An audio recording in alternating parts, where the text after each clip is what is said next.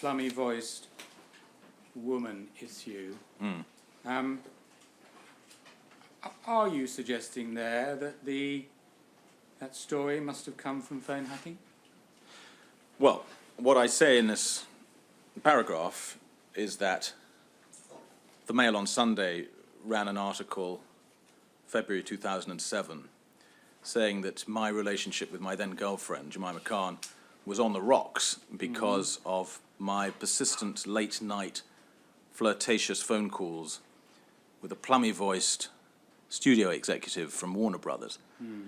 And it was a bizarre story, completely untrue, that I sued for libel over and won, and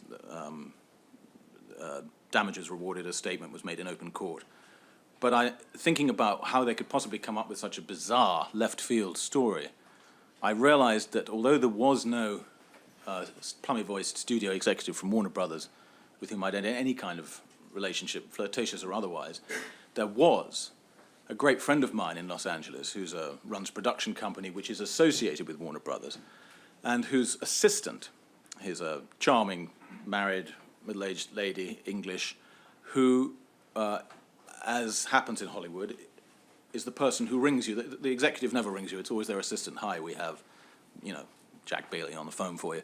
And this was what she used to do. She used to call and she used to leave messages, and because she was a nice English girl living in LA, sometimes when we spoke, we'd have a joke about English stuff, Marmite or whatever. And so she would leave charming, jokey messages saying, please call the studio executive back. And she has a voice that could only be described as plummy.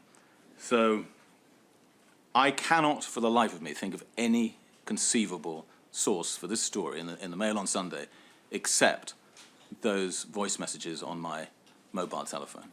Well, you haven't alleged that before, have you, in the public domain? No, but when I was preparing this statement and going through all my old trials and tribulations to the press, I looked at that one again. I thought, that is weird, and then the penny dropped. I think the highest it can be put is, frankly, it's a piece of speculation on your part, isn't it, in relation to this? Yeah, you could speculation, okay, but I would love to know. I mean, I think Mr. Kaplan, who represents Associated, was saying earlier today that he'd like to put in a supplementary statement, and referring to the things I say today. Well, I'd love to hear what the Daily Mail's or the Sunday Mail's explanation for that article was, what their source was, if it wasn't phone hacking.